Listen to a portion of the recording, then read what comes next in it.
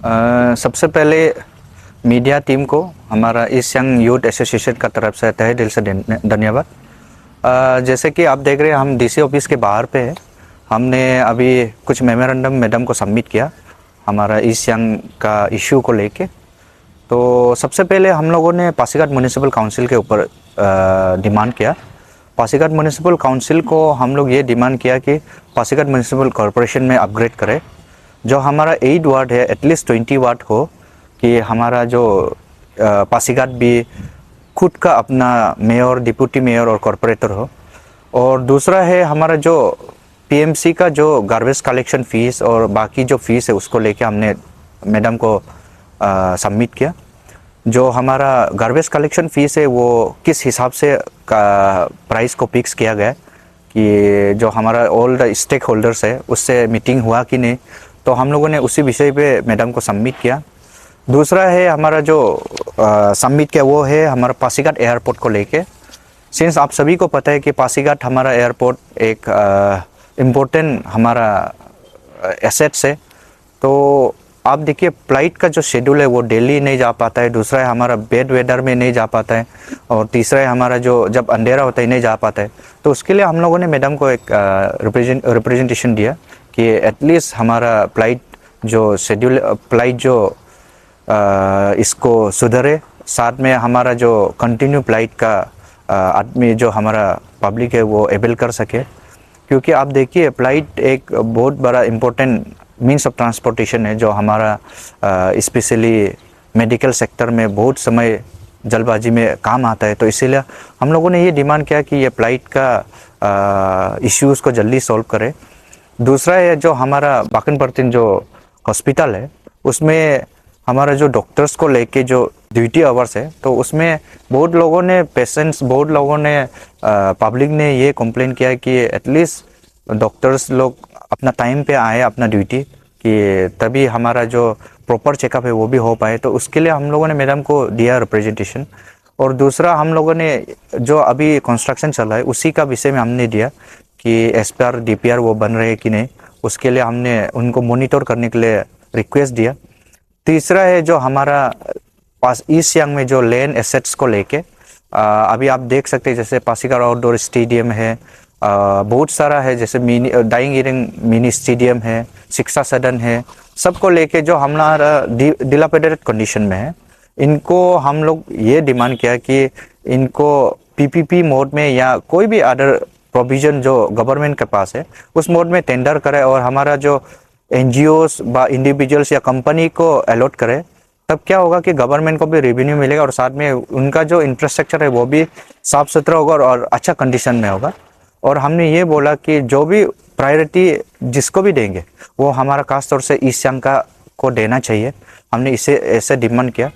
दूसरा है जो हमारा लेन को लेके, आप सभी को पता है कि लेन इंक्रोचमेंट हमारा पासीघाट में बहुत बड़ा लेवल में जा रहा है। तो इनको हम लोगों ने ये बोला कि लेन इंक्रोचमेंट को तुरंत एक्शन ले, साथ में इफ पॉसिबल हो लेन टैक्स हमारा ईस्ट सियांग से लागू करे, स्टार्ट करना शुरू करे।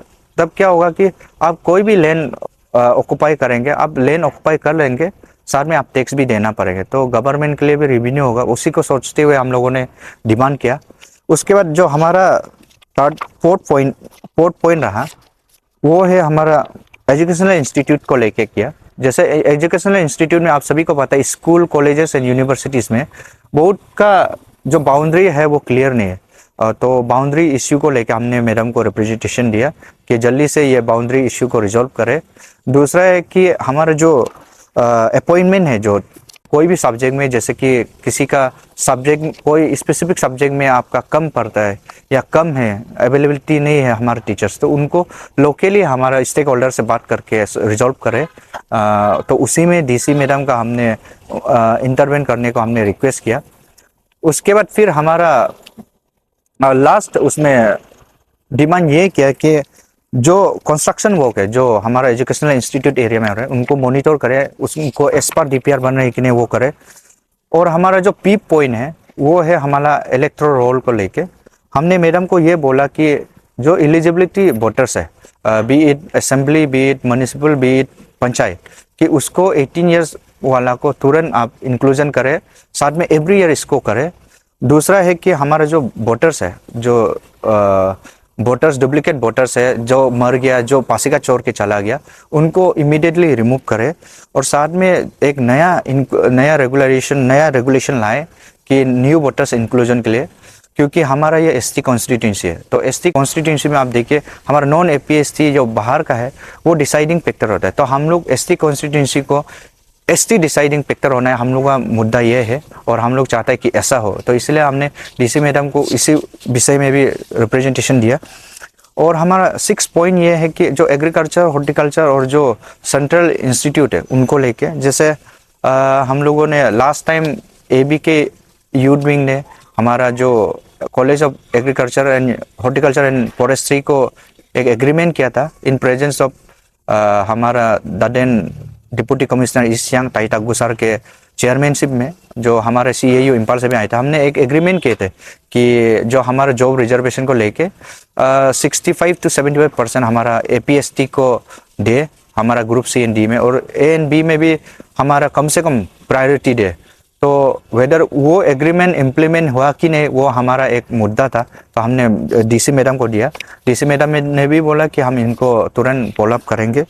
और साथ में जो हमारा बाकी जो इंस्टीट्यूट है उसमें वेदर ये इम्प्लीमेंट हो रहा है कि नहीं, जैसे आयुष है या बाकी में, या हमारे जॉब को लेके इम्प्लीमेंट हो रहा है कि नहीं, साथ में हमारे स्टूडेंट्स का एडमिशन में भी हमारा APST को प्रायोरिटी दे रहा है कि नहीं, उनको लेके हमने इनको दिया।